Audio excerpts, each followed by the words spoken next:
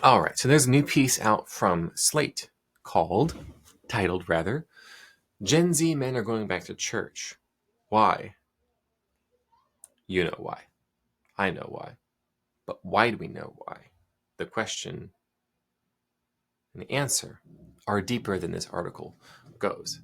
Now, Jill Filipovic, we happen to know, the author of the article in Slate, has some of the worst opinions about everything, that generally she's like the inverse Kramer index, where if you want to find out what stocks to sell, listen to what he's saying to buy. If you want to find out what Jim Cramer wants to sell, that might be what you want to then buy. Inverse Kramer index. Rather fun little thought experiment. So Jill, in this article from Slate, talks about how both men and women need structure, and that young men are far more conservative than Gen Z men specifically, are far more religious, traditional, conservative than millennials who are not that much older than them. And at the same time, young women in the same age bracket, the Zoomer females, there is feminism, liberalism, progressivism, leftism, and even Marxism that is finding a home with them. And all of those are, of course, religions. They're anti-Christian religion. We can talk about that in a minute. But what we have noticed also, and she doesn't talk about this, the women who are conservative in the next generation are very conservative. The women who are religious are devout. The women who are Republican are populist in the next generation. Now, generally speaking, feminism does tend to have more fertile ground with younger women in the next generation, so that should not be a surprise that we do observe that. But in our scientifically advanced, technologically sophisticated civilization, why does it seem to make sense for young people to be going back to church? Well, my hypothesis that you probably already are aware of and agree with is as follows. Dams are to beavers. Nests are to birds. Religion is to humanity. It's extended phenotype, as Richard Dawkins would say, without irony and not as a joke. The famous internet atheist. This generation of young people witnessed the collapse of atheist secular culture and society because it collapsed onto them with the experts, the scientists, the intelligentsia, the elite, demanding compliance with all manner of anti-scientific practices as they came of age with COVID. They see everything else failing them in terms of new opportunity creation, education, careers, homes, families.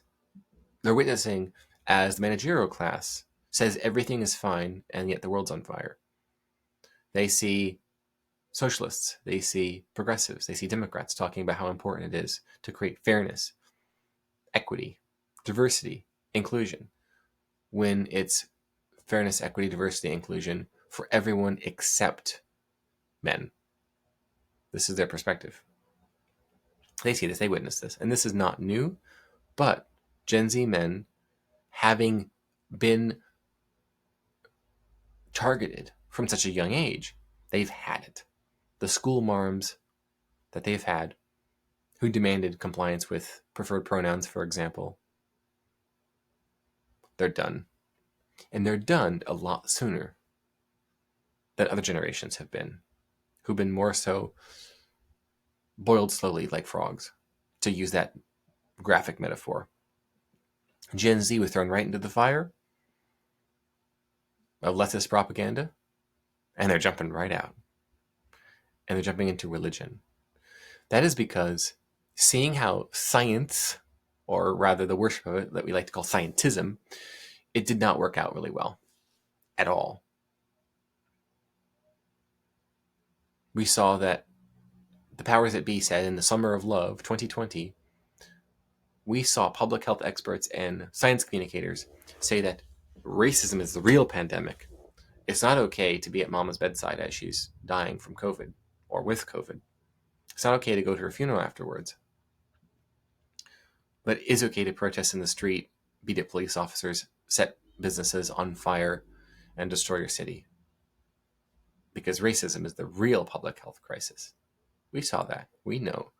We witnessed as Nancy Pelosi in January 2020, celebrated in Chinatown, condemning Trump, saying, no, come out, enjoy, get in large groups, participate. Even as the question was being raised in the Trump administration, should we shut down all travel from China over this disease? The Democrats said, no, no, no, no, no, no, no. Open borders, open minds, open hearts, open immune systems, more like it. Geez, this is what they do every single time. We are now returning to nature, biology. We are rejecting the anti-science, anti-biology, anti-human views of the woke left that say men can be women. No, that's not a thing. That's third wave feminism, and we're done with it.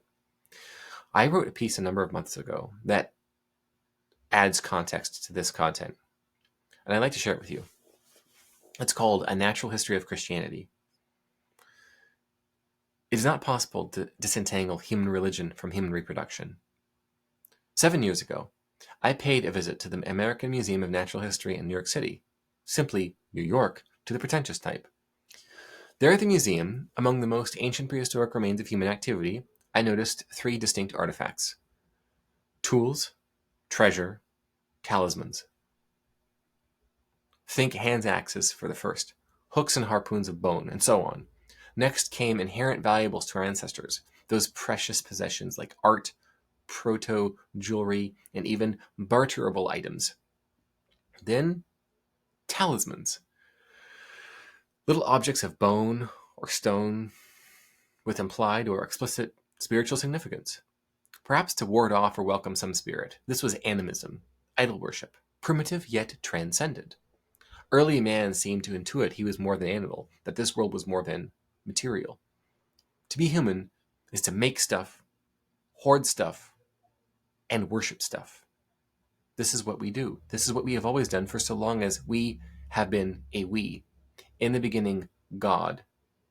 And also those other gods and goddesses and demigods and angels and spirit animals and totem poles and female fertility figurines of Lizoic proportions.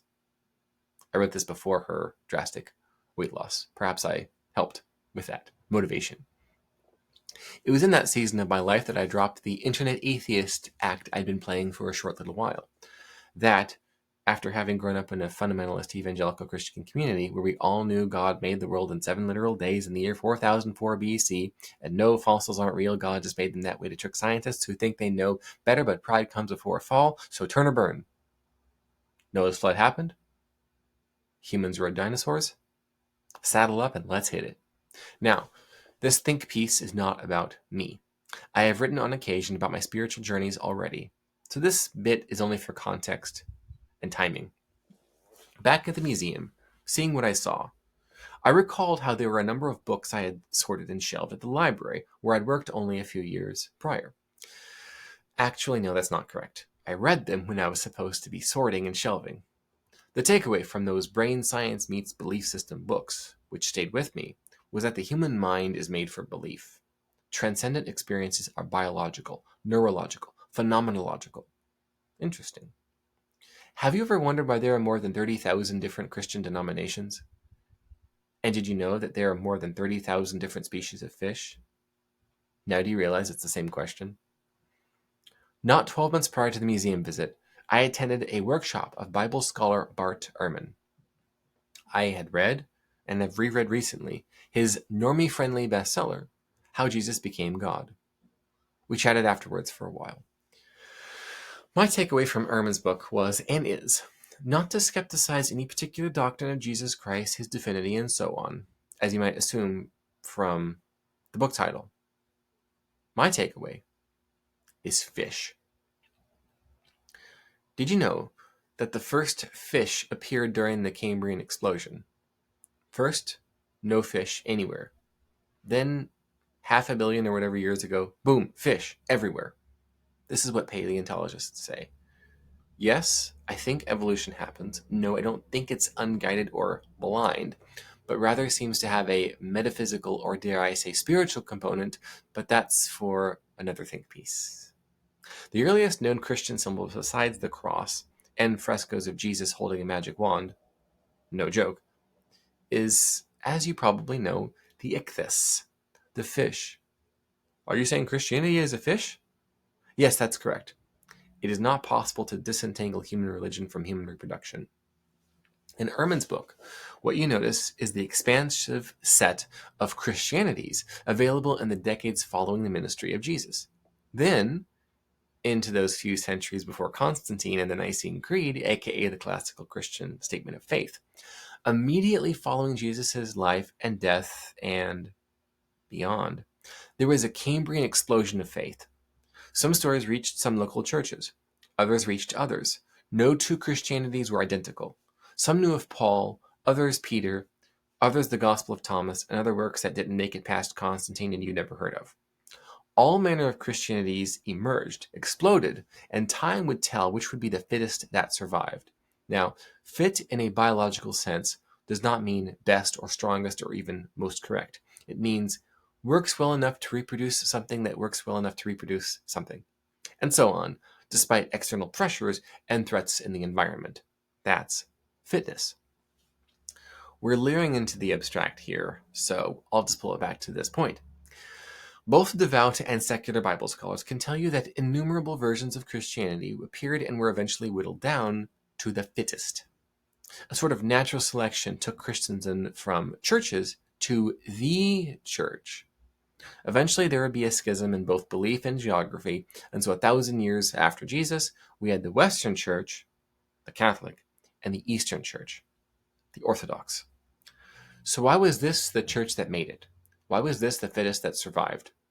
Because, as you can probably infer, this ritualistic, mystical Christianity, with its ancient customs and hypnotic practices that entrain believers and expect men and women to pair up and reproduce like rabbits. Well, obviously that's going to be the fittest Christianity. Beats any and all other Christianities that prioritize anything else over time, like enlightenment in a spiritual sense, forsaking earthly pursuits like family building. There have been other traditions then and now, just as other species of fish have appeared and gone extinct. So too have there been periods of new Christian faiths, particularly during seasons of revival or renewed interest in Jesus from the Reformation to the Great Awakening to the 1980s Jesus movement. And yet there are 2 million Anabaptists to the 1.7 billion Catholic and Orthodox in the world. Meanwhile, there are fewer than 1,000 Dunkards. Most of you have never heard of the Anabaptists or of the Dunkards. Not so fit. The unspoken insight which I will now speak is that the Christianity that is most fit to survive 2,000 years ago, 1,000 years ago, and 1,000 to 2,000 years from now is that which fits the human brain and body. That means talismans, physical objects of faith, for faith, by faith. Catholics and Orthodox have them. Most Protestants do not, including evangelicals. So we cannot expect large swaths of Protestant species to survive long-term for this reason alone. Already, woke Protestant Christianities that place climate change over childbirth are losing more members than they're gaining by a lot.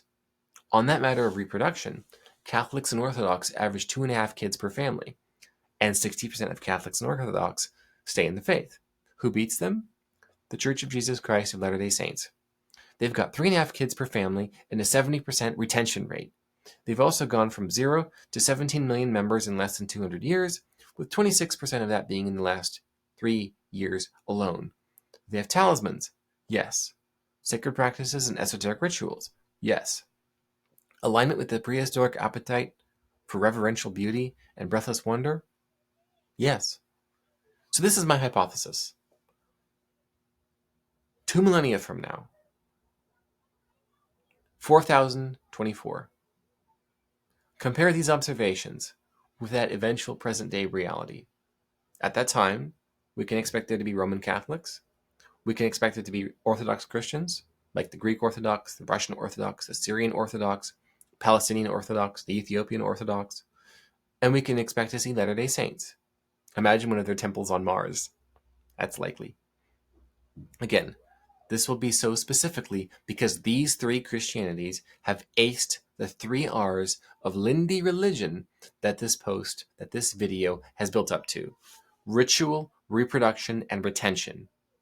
They fit hand in glove with the human brain and body. They inspire family formation, and they get kids involved as they grow up. Train up a child, as the Bible says. Now, membership count, institutional might, and financial resources are other factors that can contribute to a Christianity's staying power. That said, ritual, reproduction, and retention are essential to any faith's success or objective failure. The Church of England, for example, has a multi-century history, organizational might, and cash money. Yet 6% of Brits are Christian. 6. The Anglican order fumbled the bag so hard, the United Kingdom is now a post-Christian state. You might even say, it's so post-Christian, it's pre-Christian again. By the way, when I Googled the Anglican 6% statistic, Google AI added this wonder to it. The Church of England is trying to stay culturally relevant instead of following the Bible. Others say the church has been infiltrated by cultural Marxism. As a result, this and other Christianities have failed natural selection, are unfit to survive, and will go extinct. That said, we can probably expect to see some version of Protestant Christianity that makes it out of modernity alive, albeit so mutated into something altogether different that it might be as healthy a form of Christianity as evangelicalism is. I don't think it is. But that's life. That's evolution. Always finds a way. And if I had to place a bet on it, the surviving or emergent Protestant Christianities of the future, without talismans, will overcorrect with an over-reliance on the other two, tools and treasure. But you already knew about Protestant work ethic, didn't you? And prosperity gospel. So, is there a call to action here? No. I'm not intended to play pick-me Christianity, rather taking sides. Neither of those. Plenty of you watching this are Christians. The other day, I saw a post on here that references Mark 9:38-41 as Jesus' own words pre-answer to the question of denominations. That section of the gospel is entitled, "Whoever is not against us is for us." Enough said. This post, if it did have a call to action, this video would be, if you're going to be a Christian whose Christianity is fit to survive. If that's important to you. It might not be. You might want to choose a denomination that feels right, feels progressive, ancient faith, modern times. Right, Karen? How many kids do members of such churches average per family? Fewer than 2? Really? Barely 1? 0.9? Okay. Well then. It is not possible to disentangle human religion from human reproduction. So don't tell me if your religion is right. Tell me if it's reproductive. That's why Gen Z men are going back to church, Jill Filipovic. That's why. They are becoming biologically correct humans.